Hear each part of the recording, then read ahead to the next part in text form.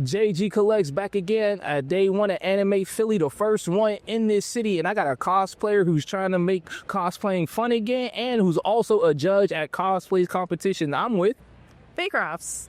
And how's it going this weekend? Honestly, pretty good for a Friday. You know, for a first year con, I feel like, you know, it's been a good turnout. So that's really nice to see. Yes, you have some amazing cosplays. And I have to ask, because I don't really get to talk to that many big cosplayers, how do you get into a convention? Like how I get into like doing this, or just like how I got started in general? How you get into this? Honestly, I started like local at my local convention, and I started guessing there, and then eventually people started reaching out, and they were like, "Hey, like I saw you at like so and so con. Would you like to come do this convention?" And I'm like, "Sure." And you know, I feel like it's just been kind of just like making a lot of natural connections. Is really how I've been able to just get so many opportunities throughout the years. So networking is definitely important, ladies and gentlemen. Do you also have to have a big following to get into these events? No, no. I don't believe in the numbers game. I feel like as long as you are genuine and can like support like what your work and you have something of value to bring to the convention, I don't think numbers matter. Like sure they matter a little bit, but like in the grand scheme of things, I feel like again, if you're good at what you do and you have something to bring to the table, that should be enough. You guys heard all that. Make sure you have something to bring to the table. And I was saying earlier that you are a judge at a cosplay contest. What do you look for with other cosplayers? So it depends. I've judged craftsmanship, I've done runway, I've done masquerade, I've done like performances. It really just kind of depends on what I'm judging. I personally prefer to judge masquerade because I feel like it's a good mix of craftsmanship and performance. So that's personally what I enjoy doing the most. I just really love seeing people excited to be their character and just like bringing joy and life to that character. So that's usually what I'm looking for when I judge masquerade in particular. With cosplaying being hyper competitive now, how do you take the competitive element out of these contests? Like I don't really compete as much anymore because like I'm old. I don't want to compete anymore. I'm tired. But like honestly, I feel like when you go into these competitions, like know that you are going to most likely see these people again and again. So I always feel like it's good to make friends with like your fellow like competitors, like because everyone has something that they're good at. Everyone does things differently, and it's good to learn. Yeah, it's a competition. Obviously, you want to win, sure. But at the end of the day, it's like, okay, you didn't win, but like maybe your friend did. Well, what did they do that you can kind of talk to them about so you know what you need to do going into the next one? I don't know. I feel like competition should be a learning opportunity for people that enter. So that's how I look at it. Yes, this isn't a sport. This ain't football or basketball. It's cool to be neutral with everybody. If you win, hey, that's what's up. If you lose, hey, that's what's up. Just have fun. And you do a lot of cosplays. I seen over here, you got Lucy from Cyberpunk. You do One Piece. When it comes to being a black cosplayer, do you get any criticism because the character skin color? When I first started cosplaying, way back when on the Tumblr days, I feel like I just like aged myself there, whatever. But yes, when I first started cosplaying, I feel like I ran into a lot more criticism because at least when I started cosplaying, it was really hard for me to find like black cosplayers like on Tumblr because that was my main platform at the time. So like, you know, when I'd go out and I would post things online, people were like, "Oh, but like, what if you cosplay Storm?" And I'm like, well, I don't want to cosplay Storm. I want to be Nami from One Piece. Like, it is what it is. I will say within the years, it's definitely gotten better. I don't really run into that issue as much anymore. Again, I definitely think it was more prevalent when I first started out. But yeah, I feel like now, like the community's a lot more chill. And that's not really something, thankfully, that's not really something I encounter often anymore. Cosplay a Dan character, you're going to find out real quick that the community is not chill. But for somebody who's coming up and like they're trying to get into the cosplaying, what are some advice that you could give for them so they don't be nervous and also to deal with that criticism? Honestly, I think just like really having a good friend circle and just having a good community behind you will help a lot. So like, you know, like I know if I would post something online and like someone like makes like a comment, like I know my friends are gonna come out swinging and be like, "Hey, like, absolutely not." So I feel like just because I've always had such a good community and friends like supporting me and backing me, it's really helped me not feel like, you know, uncomfortable posting and like really getting out there and doing like what I want to do. Because again, at the end of the day, I'm cosplaying for me. If you enjoy it, great. But at the end of the day, I'm truly doing this for me. And like, I'm not going to let other people ruin my enjoyment and my fun. Because again, It's just for me. Hey, y'all heard that, man. Do it for you. Don't worry about everybody else, because at the end of the day, it's you when you look in front of that mirror. And speaking of doing what you want to do, you also do a lot of 18 plus stuff. How has that been for you?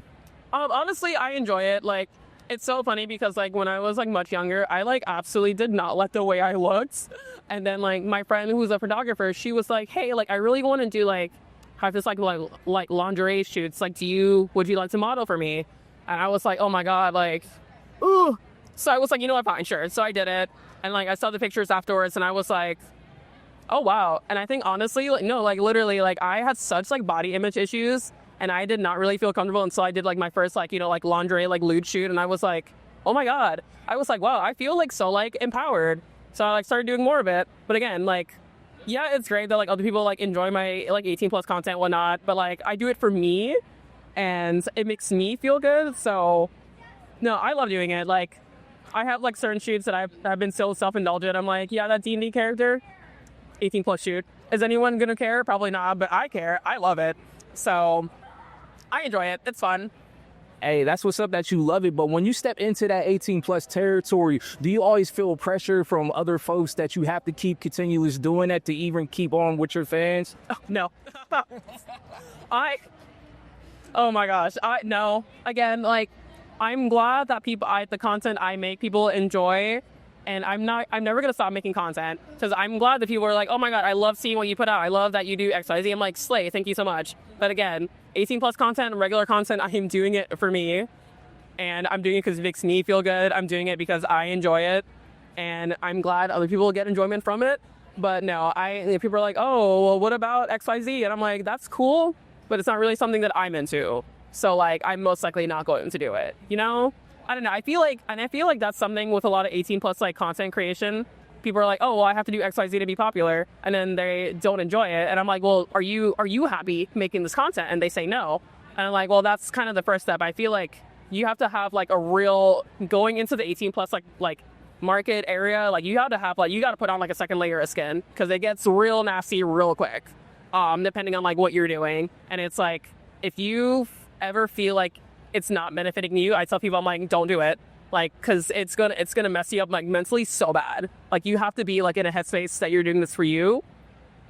And if not, it just goes downhill.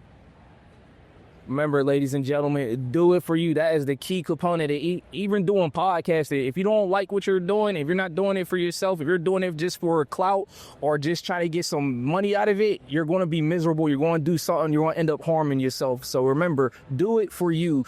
And what was the cosplay that made you really fall in love with this? Oh, man. You know, that's a good question.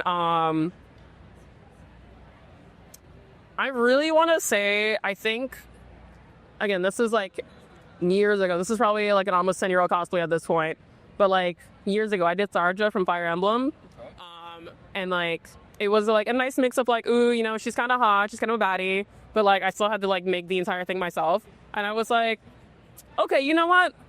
Yeah, I think I'm gonna start doing this a little bit more frequently. Like, cause like I was like casually cosplaying at that point. I would make stuff like here and there. But like when I made Sarja, I was like, oh, okay, yeah, like I'm gonna hit the ground running now. So I definitely think that like she was a big like push for me to start doing this a lot more. And you definitely have been killing it. You're everywhere. I've seen you at other cons. Haven't really got to interact with you. Finally doing this interview. Happy to do it. And if anybody wants to catch you at any other event, or if they want to book you for a shoot, where can they find you? So I am Feycrafts on Instagram. That is my main platform. I am on other social media, but Instagram is like my main. If you're trying to like hit me up or anything, that's usually where I'm at. Like all my contact information is on there. You know, you can always request me at like your local convention and be like, hey, like I really want to see like Feycrafts out and about. But yeah, I'm still working on my 2026 con schedule. I have a couple things solidified. I'm still working on a couple other things. So whenever I have those to announce, I will be doing so. You guys heard all that. And before we get up out of here, I have one last question. If there's for anybody that's out there that's new who wants to do this or just a little intimidated, what's the one piece of advice that you could give to somebody that you wish you would have known in the beginning? Honestly, just like have fun. Don't leave yourself in the shuffle. You don't need to be the first one to finish a cosplay. Like if something new comes out, you do not have to be the first one to finish it. Like it is okay to take your time. It's okay to take things slow. And again, I feel like we should not lose the play in cosplay. Like we got to make it fun. We gotta enjoy doing this, because like this is really time consuming and like a lot of money. So like why do it if you're like, you know, not having fun? And it's okay if you don't go viral. Like sometimes you will, sometimes you won't. Who knows? The algorithm is a monster. I truly couldn't tell you what will make you go popular. But like, again, really just get a good set of people to surround yourself with and just have a good time. You guys heard all that. Make sure you take that advice. Make sure you rewind it, play it, hear it again. Wake up to it if you cosplaying. I'm JG Collects at the first day of Anime Philly, and like that, we're out.